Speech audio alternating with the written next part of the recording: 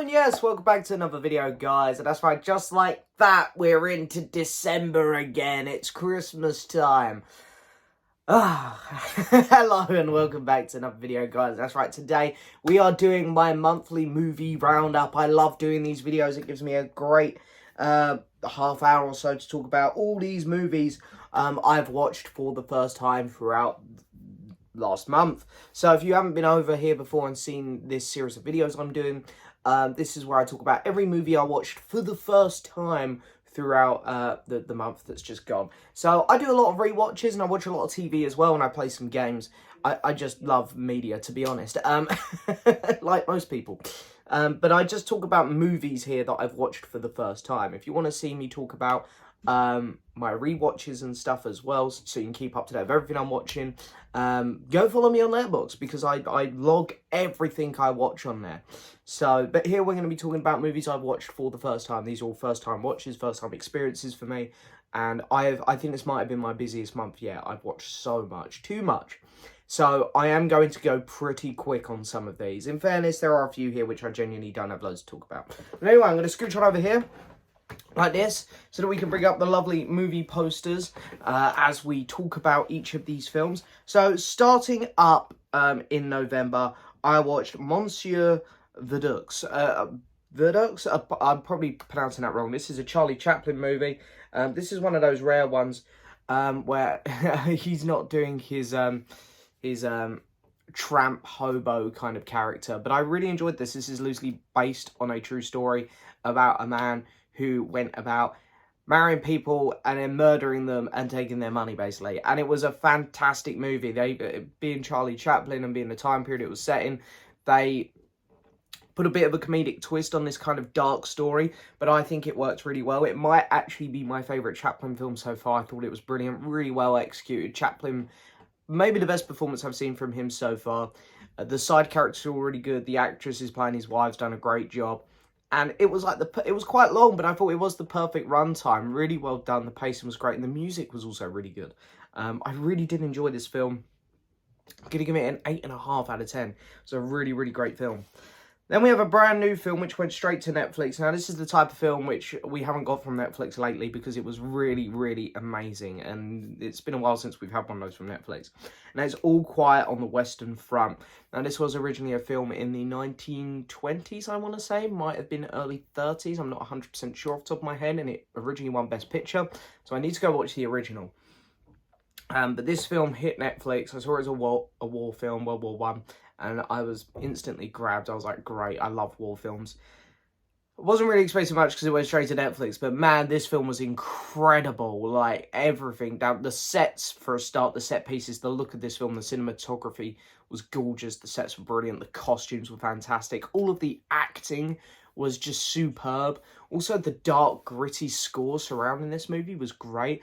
And I thought the pacing was really good. It knew when to ramp up.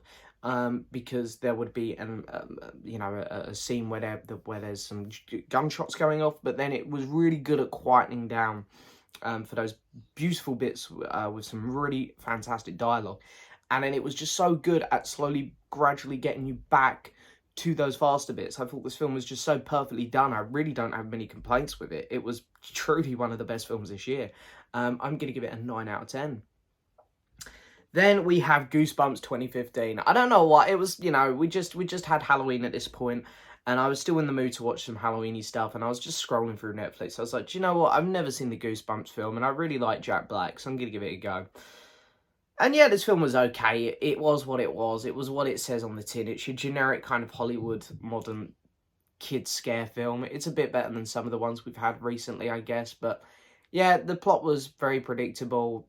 I like the villain, the talking doll. He was pretty cool. I was certain it was Mark Hamill's voice, but it wasn't. Yeah, it was just all right. It was fine. Yeah, the effects, they were okay for what they were. Yeah, just as I say, typical modern Hollywood blockbuster. It was fine. Nothing to go shouting about. I'll give it a 6.5 out of 10. Then we have Captain America 2: Death Too Soon. So that's right, I am trying to watch all the Marvel films, like all of the older ones, because obviously I'm very up to date with the newer stuff, the MCU. So this is the sequel to the first Captain America film from 1979. I believe this one also came out in 1979. Once again, this film is instantly a tad better than the first one, because the first one took so long to get to Captain America, whereas this one, at least he's Captain America from the word go. I cannot understand why or how they got Christopher Lee for this movie. They must have paid him a lot of money. Like, the whole budget of this movie surely must have gone on him, or Christopher Lee must have been a little bit desperate at the time, which is surprising because the man had just sort of finished up his Dracula series. But anyway, Christopher Lee's few scenes were good, even though you could tell they were all probably done in 1 or 2 takes. But again, this film is just the same as the first one. It's a tad better, because you don't have like an hour of boredom before you get to the cheesy action. You more or less get the cheesy action from the word go. So there's that aspect, but yeah, it's just terrible dialogue, terrible acting, the costumes, everything looks horrendously bad. You could tell this was made on the budget of about a £10 note. It's terrible. Although there's something about this movie that I have to mention because it cracks me up to anyone who's seen it. Captain America does this thing where he's in the car with someone and he wants to get them out of the car, so he pretends to be sick. He gets out of the car, goes to throw up on the side of the road. They come over to check he's okay. He quickly gets back in the car and drives off. He does this twice in the movie, and it kills me. But I'm going to give this film a 2 out of 10. It was really, really bad. Then we have The Gauntlet. As people know, I've been going through the Clint Eastwood movies. I've got a couple Clint films to talk about today, and I have a bit more to say on the others. This one I genuinely don't have much to say on. It was really forgettable. I honestly can't remember loads about it. I remember thinking it was alright. Yeah.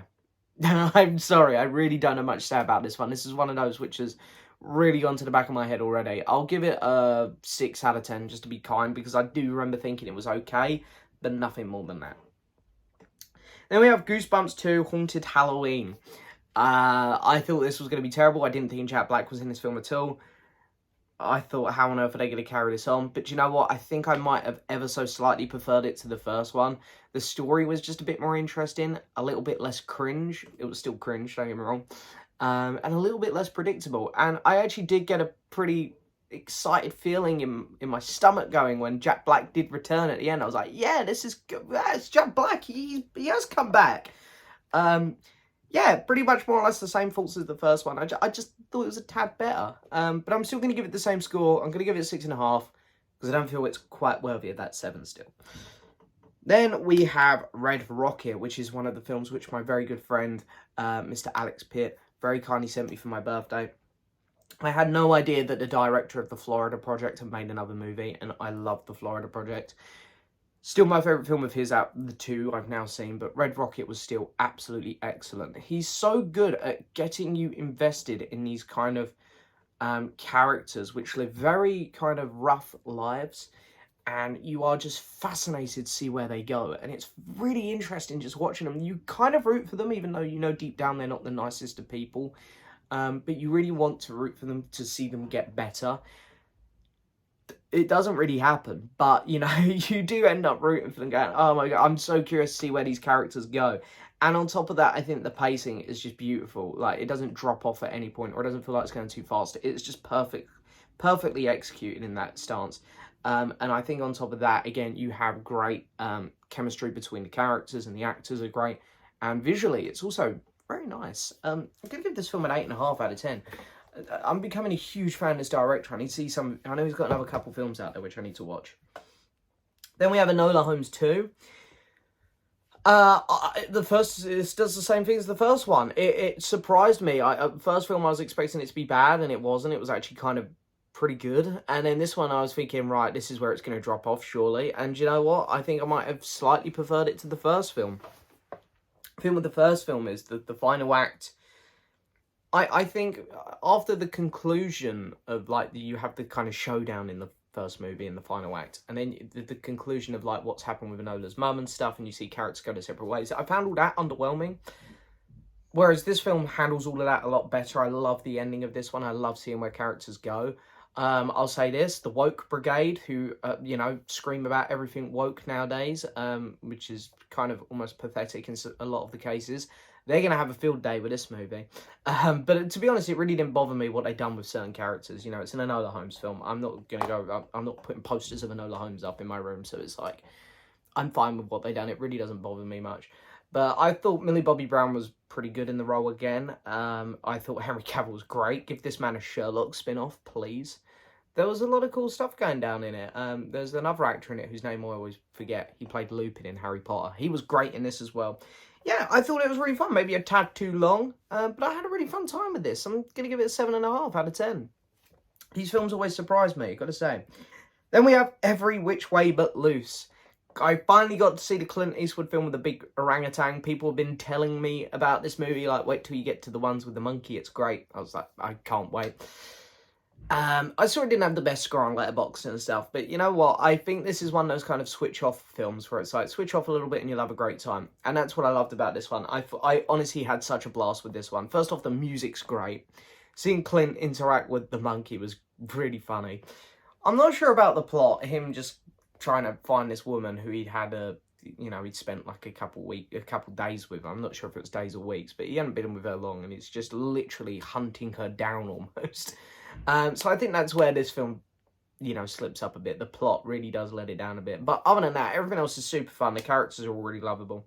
And you really get that nice family bond with this one. And yeah, I had a good time with it. So I'm going to give it a 7 out of 10. I really liked it. Then we have In Burgess, which of course is from the director of 3 Billboards and The Banshees of the Arishma, I think is how you say it. I always butcher it.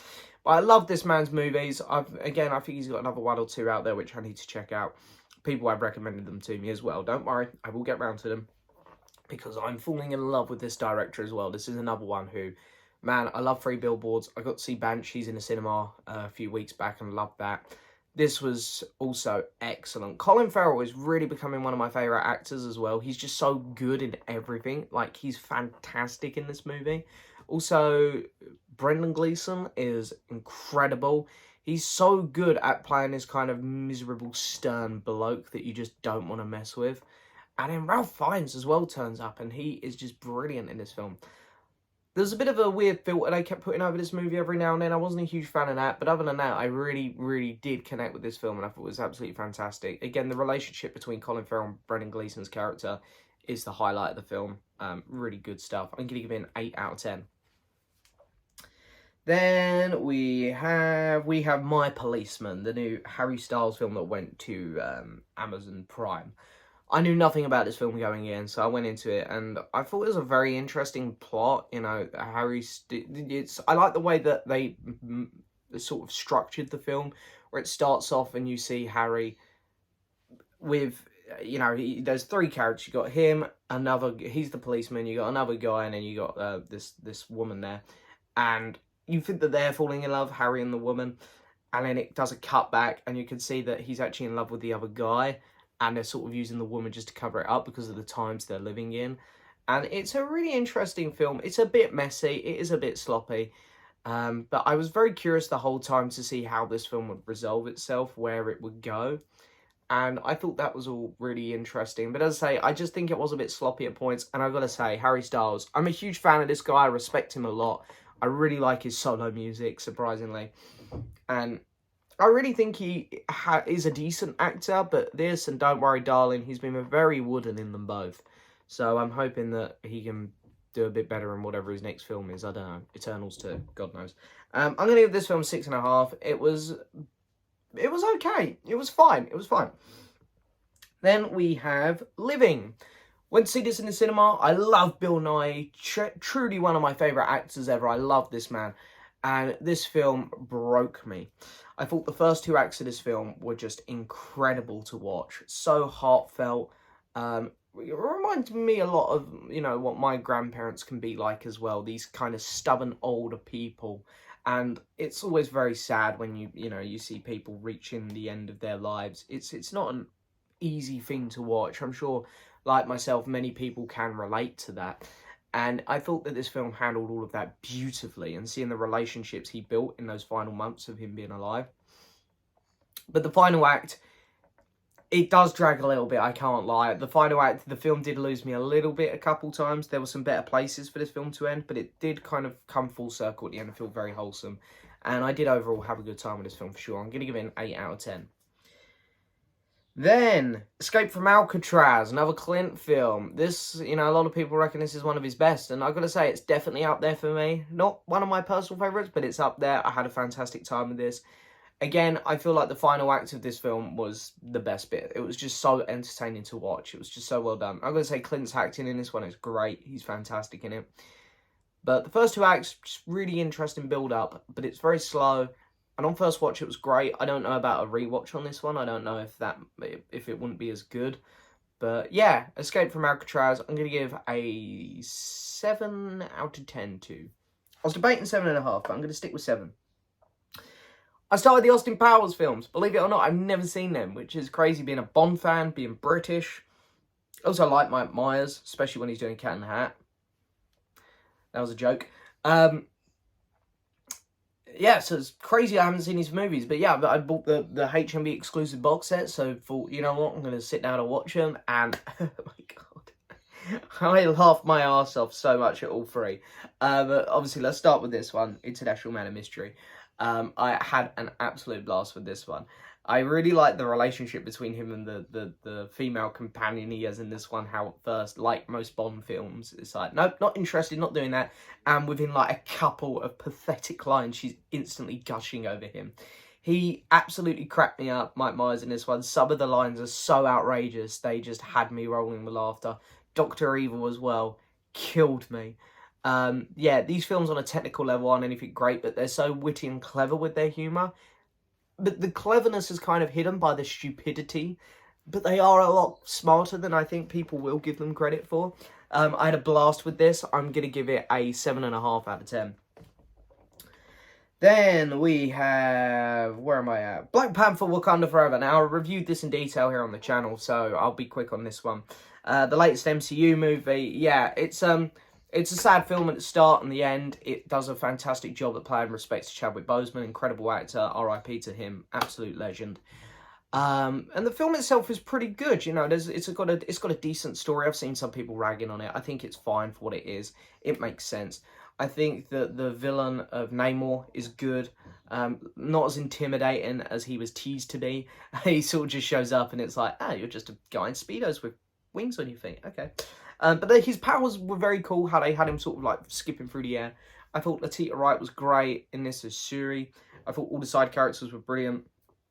My favourite being Okoye, the woman from The Walking Dead, and M'Baku. They are my two favourite side characters. Yeah, but there's some pacing issues with this for sure. Definitely a little bit too long. I think the Ironheart stuff wasn't great. I think unfortunately the character got a lot of the weakest dialogue of the movie, and the CGI on her suit was borderline terrible. So yeah, there's definitely some room for improvement on this one, but considering the task they had at hand after the sad passing of Chadwick, they pulled it off probably as best they could. So I'm going to give it a 7.5 out of 10. Then we have Any Which Way You Can, the follow-up to Any Which Way But Loose. I didn't even know this film had a sequel, so to my surprise when I opened up my box set and I saw that this film was next, I was so excited. And I prefer this to the first one. Yeah, because it has everything the first one has. It has that great family bond, the really cool humour, and everything that comes with these types of 70s, 80s movies. But this one here had a more interesting story. I like the dilemma that the guy he's meant to be fighting could be reasoned with, and there were some actual other assholes at play here. And I just thought that the story was tighter, I was more invested in it, and I was excited to see where it went. So yeah, what the hell, 7.5 out of 10. I really enjoyed this film. Then, where am I at? Okay, I opened up my Mummy box sets, my Universal Mummies box set, so I've seen the original Mummy film, The Mummy. So the next one up for me was The Mummy's Hand. I'm going to be honest with you all here. These films really blur a bit. They all feel very similar. The Mummy's Hand, I wasn't the biggest fan on this one because there wasn't loads of mummy action. And that's what I go to these Universal Monster films for. Don't get me wrong, the first ones, the classics, are always really good. And then the sequels and the others, they just sort of fall a bit flat. They feel a bit empty, these movies. They're good. They're still entertaining, most of them. But I sort of go to them just wanting and expecting to see these monsters do stuff. I want to see them cause chaos and stuff. But when they're not in the film much, I genuinely find myself getting a bit bored because the characters never super interesting here. And the dialogue's normally pretty rocky. But yeah, this film was fine. I'm going to give it a 5 out of 10. War of the Worlds, the original, 1953. So I've seen the Spielberg film, and I like it, but I don't love it. I much prefer the original, I'm going to say. I had such a blast with this film. I thought the effects for the time were just incredible. I can imagine at the time everyone was saying what people say about, like, MCU films today. Oh, they're cheesy. They look so rubbish. Yeah. But for the time, I thought they looked pretty damn awesome. And I quite like the characters as well, and the build-up to actually seeing them. And when you did, like, there's a bit where they're in, like, some kind of deserted land, or in some rubble, some destroyed buildings. And when the monsters actually sort of appear, they are kind of scary, which is crazy for a film of this age, that someone of my age in this generation can go, that's a bit kind of creepy. So fair play to the film there, done an excellent job on all of that. So yeah, War of the Worlds, I'm going to give it 7.5 out of 10. I thought it was absolutely fantastic, to be honest.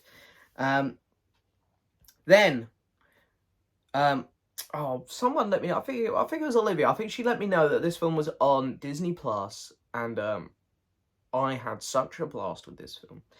Sound of Music. I don't know, this is a film that my granddad always used to talk about. He's like, I used to put, like, I don't know, when I was younger, like when I was like 13, 14, I put like Transformers on. He's like, why don't you put the Sound of Music on? And I was like, yeah, whatever, granddad, whatever. So I'd always had this kind of inkling, like, oh, I don't want to watch that. No, it's not for me. But, you know, I've obviously become a lot better with watching movies and stuff, especially older films lately. And I thought, do you know what, I'm going to do? I'm going to watch this movie. It's long, very highly acclaimed. I just hope it doesn't disappoint me like some of these old classics do. You have them built up so much in your head that when you get around to watching them finally, they let you down. But I thought, you know what, it's on Disney Plus, let's do it, let's crack it on. And guys, this is honestly like one of the best movies I've watched all year. This film was fantastic. It did not disappoint on any level at all. At first, it opens up and I'm like, right, the music's great for a start. The cinematography, they're going hard. The colour palette of this movie is gorgeous as well.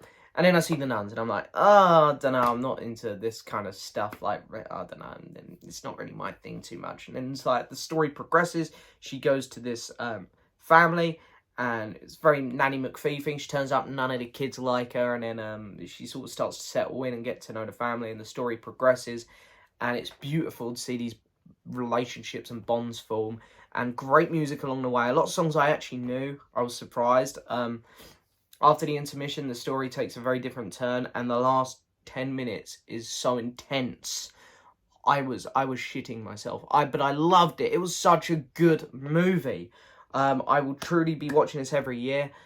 Disney, or whoever owns the rights to it, it's on Disney Plus, I'm guessing it's Disney.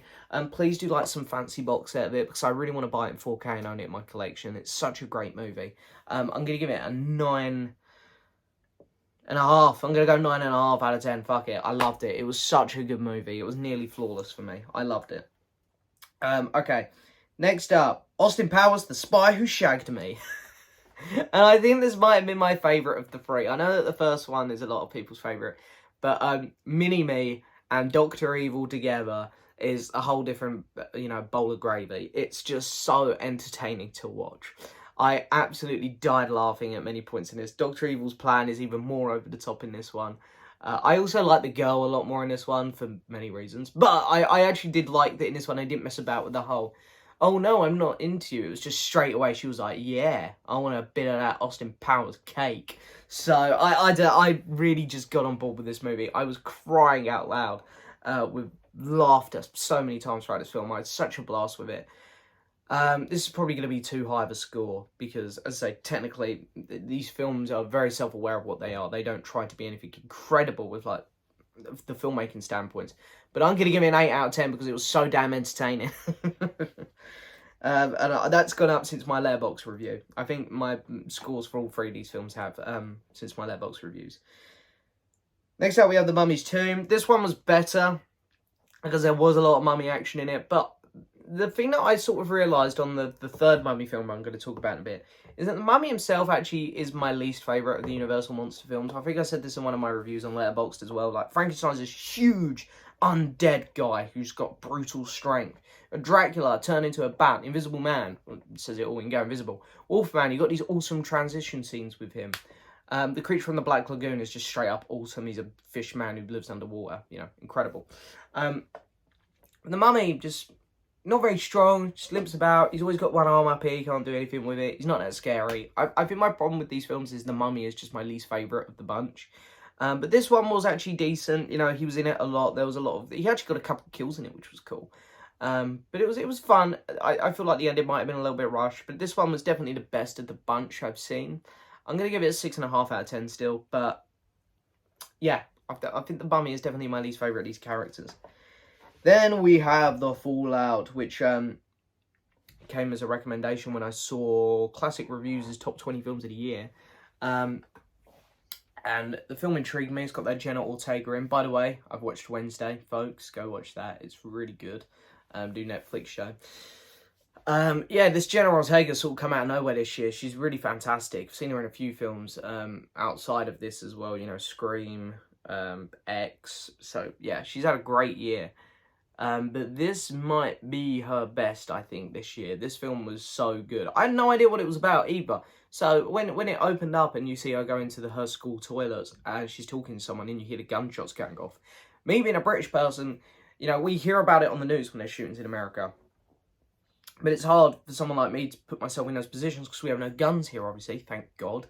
And you hear the gunshots go off and you realise how scary it is. And it makes you... The film itself there grounds you and makes you realise how serious of an issue this is in America. And not to get too political here, but it baffles me how people defend the rights to have guns out there. It is crazy. But it was such a scary scene, and you can see the emotional impact right there and then it's having on these kids. And then that carries on throughout the rest of the movie. These kids are scarred. You see how long it takes them to get over what's happened. Or not get over, but to learn to live with what they've experienced. And how it pushes some of them forward, how it changes some of them. And it's a fascinating movie. You see these relationships form that you wouldn't normally see form. And you see some arguments and stuff, which obviously you wouldn't get without this shitty situation they've been put through. And it's fascinating. It's a fascinating movie.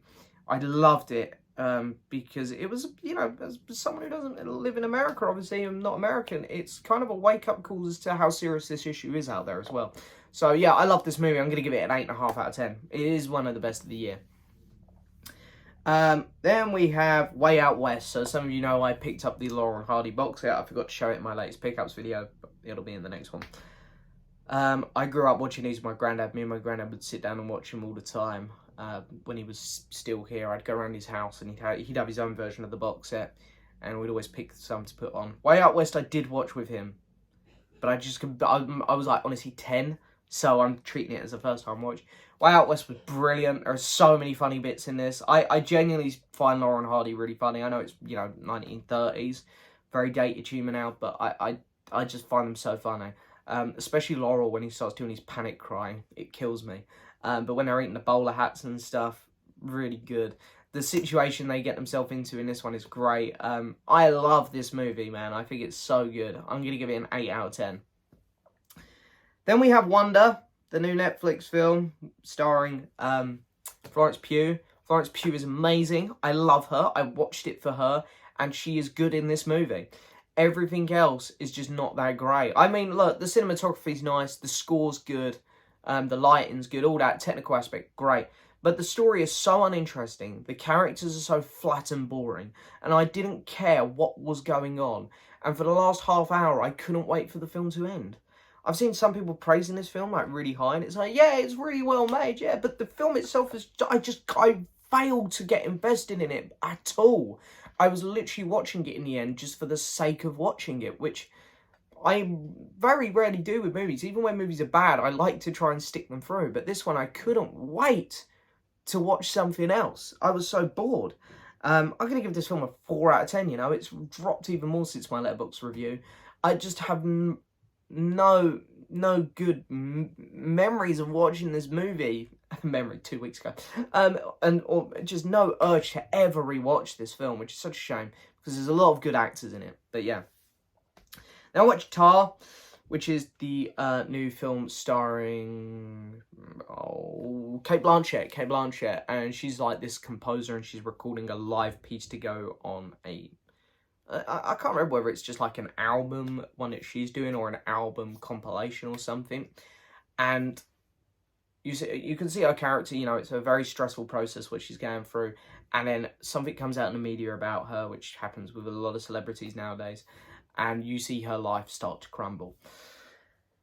And around that, just a lot of things go wrong, and it's a fascinating movie to watch. It reminded me a lot of Whiplash because it's very similar in terms of tone and, of course, orchestrated music. Whiplash was more jazz, this is more big band stuff, but it was just really, really great. I want to say that Cate Blanchett, I keep forgetting her name on the spot, gave such a great performance. And all of the side characters as well, her love interest as well. I'm not sure any actress's name, but she was brilliant. My only criticism of this film is I didn't really like the ending much. It just sort of ended in a really weird place. But I really did enjoy this film. I'm going to give it an 8 out of 10. Again, probably one of the best of the year. Then we have A Chum at Oxford, if I can speak. A Chum at Oxford. The next Lauren Hardy film in my set that I watched. This was really good as well.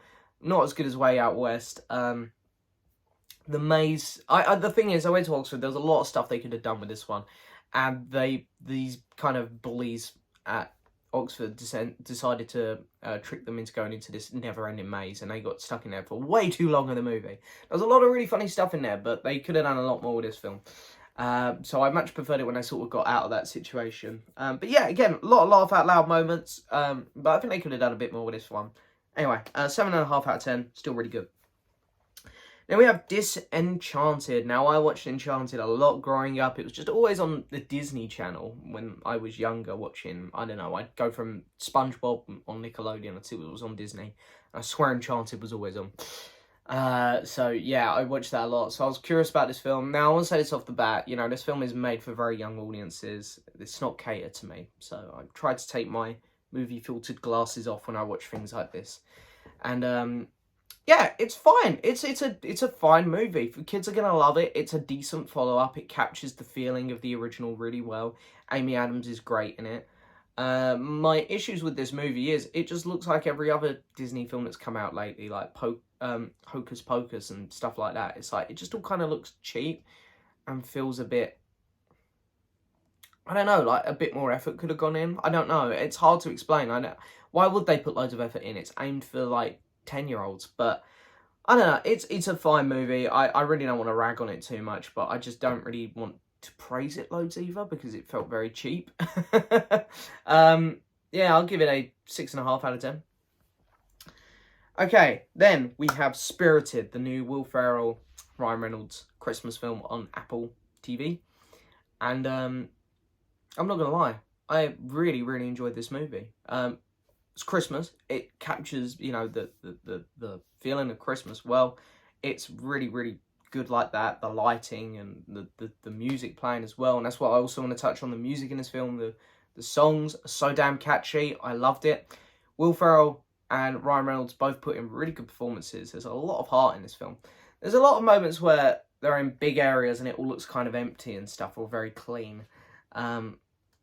You know, it looks a bit fake at times, but I think because they're going through dreams a lot and visions, it kind of doesn't matter much.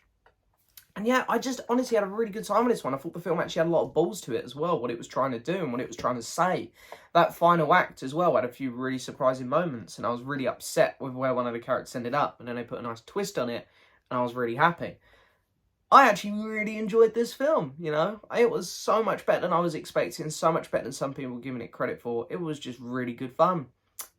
7.5 out of 10. Okay, where are we at? Oh, we're getting there. Evil Dead Army of Darkness, the third Sam Raimi film. This film was cheesy as hell. It looked ridiculous, but I loved every second of it. It was so funny, so many laugh out loud moments. I loved how action-packed this film was. I love the pacing of it. I love the practical effects. The acting, while it was terrible at times, it was brilliant. Yeah, I had a lot of fun with this movie. It was genuinely nothing to go home about shouting. Like, it's technically a poorly made movie, I think, in many ways. But it's so great at the same time, and so fun and energetic, and it's fully aware of what it is, and it runs with it, that I respect it a lot. I'm going to give it a 7 out of 10. Our Relations is next, the final Lauren Hardy film I'm going to talk about. Yeah, I really like this one. Again, the ending of it, the first 2 acts, very much similar to A Chum at Oxford level of enjoyment. It was good, but not as good as Way Out West. But then we get to that final act, and it really ramps up, and I love the Laurel screaming in the water. Just absolutely killed me in this one. I was dying with laughter sitting in my bed, to be honest. So yeah, I'm gonna be quick with this one. I'm gonna give it a 7.5 out of 10. Austin Powers, Gold Member. This one again, great. I know some people don't like this one as much, but I really enjoyed it. I thought that what's her name? The singer who's in it. Well, I can't even think of her name off the top of my head. I'm having a meltdown here. I thought she was surprisingly good in it. Goldmember himself, it was okay. Dr. Evil's just so good. The mini-me stuff, brilliant. When he turns to the Austin side and Austin proceeds to beat the living shit out of him. Absolutely killed me.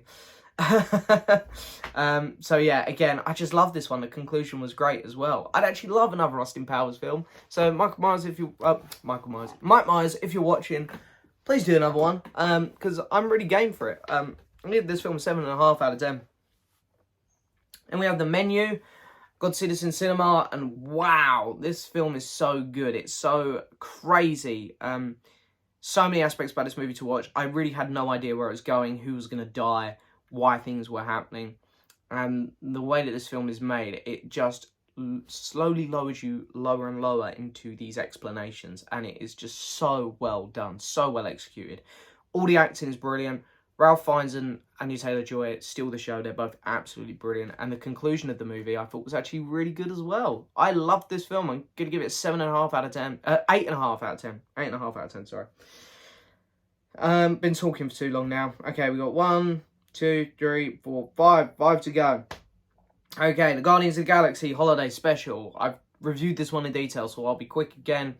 Doesn't do anything brilliant. It doesn't impact the MCU in any huge way, but I'm fine with that. It was just a really sweet, nice movie. It was nice to see Mantis and Drax get some time. Mantis is a character that desperately needed a bit of character work just to see her do a bit more, and I think she got it here, and it works really well. I like her character a lot more because of this. Drax killed me, made me laugh out loud a number of times. Kevin Bacon's great in it. Visually, it's very pleasing, very festive, really well done. And yeah, I had a really good time with this. I can't wait for Guardians 3. By the way, the trailer for that was awesome. Okay, that's 7.5 out of 10. Really good time. Then we got The Mummy's Ghost. Again, I actually didn't mind this one either. There was a lot of mummy action in it, probably the most. I think this might be my favourite of the mummy films, actually, thinking about it. Yeah, a lot of cool scenes in this one with him chasing people, and again, he gets a few kills. And I quite like the conclusion of this one. So yeah, give this 7.5 out of 10. I did enjoy this one quite a bit, even though I've ragged on the mummy a bit. But anyway, we've got one more there's to talk about in a minute. Next up, we got Gone with the Wind. I thought it was about time I watched this because it's technically the most successful film ever, like, in terms, if you take inflation into account. It's, you know, this film, so many people apparently went to see this movie. I really liked it. There was a lot of great aspects about it.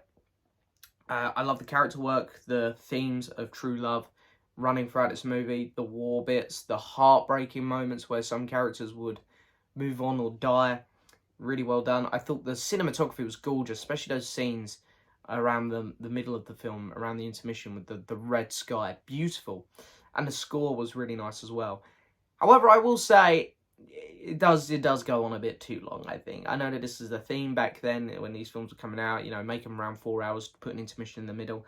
But I definitely think they could have trimmed 20 minutes or so off it. Other than that, really good film though. 8 out of 10. Glass Onion, a Knives Out mystery.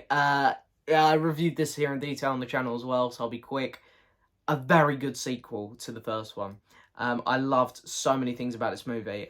Visually, it was great. I love, while the characters are definitely more exaggerated than the last film, I really liked them all. The plot itself, again, really intelligent. Daniel Craig's great in the role. The conclusion, fantastic. Yeah, really like this movie. And And I love what they've done with all the characters. I had someone comment on one of my videos, I didn't like the wokeness again. It's like, give me a break. Loved it. I'm going to give this film, I'm going to give it an 8 out of 10. I'll go with an 8. And then finally, The Mummy's Curse, the last film I have to talk about. This was maybe my least favourite of the Mummy films at this point, just because I think I definitely enjoyed it more than the first one. It's just at this point, I was just getting really bored of seeing the same film, copied and pasted over and over. The Mummy he's in this film a lot, but unlike the previous two, he doesn't do much, whereas in the last two, he was getting some kills and actually doing some things. In this one, he just sort of stumbles about and doesn't really do anything, and doesn't really bring anything to the table in his own bloody movie, so... yeah, I give this film a 6. It was still okay, but nothing to go shouting about. So anyway, film of the month. Let's round this up with my favourite film of the month. Big surprise, it's going to Sound of Music. What an incredible movie, guys. If you got Disney Plus and you haven't seen this film, go watch it. It's just so brilliant. And there is an intermission, because it is 3.5 hours, I think. So it will give you a cut-off in the middle where you can take a break and then come back to it the next day. And it stops at a really good point. So I'd highly recommend going and watch this movie. It's so good. But anyway, that's it for this video. Wow, so many films there. Whew, I'm going to go and have a lie down, pass out for a bit, and then wake myself up with a beer or something. I don't know. Oh, maybe not a beer. It's still only 9 o'clock in the morning. Not an alcoholic. But anyway, thank you so much for watching as always, guys. Don't forget to hit that subscribe button, like the video, leave a message, and as always, I'll see you next time for another video. Bye-bye.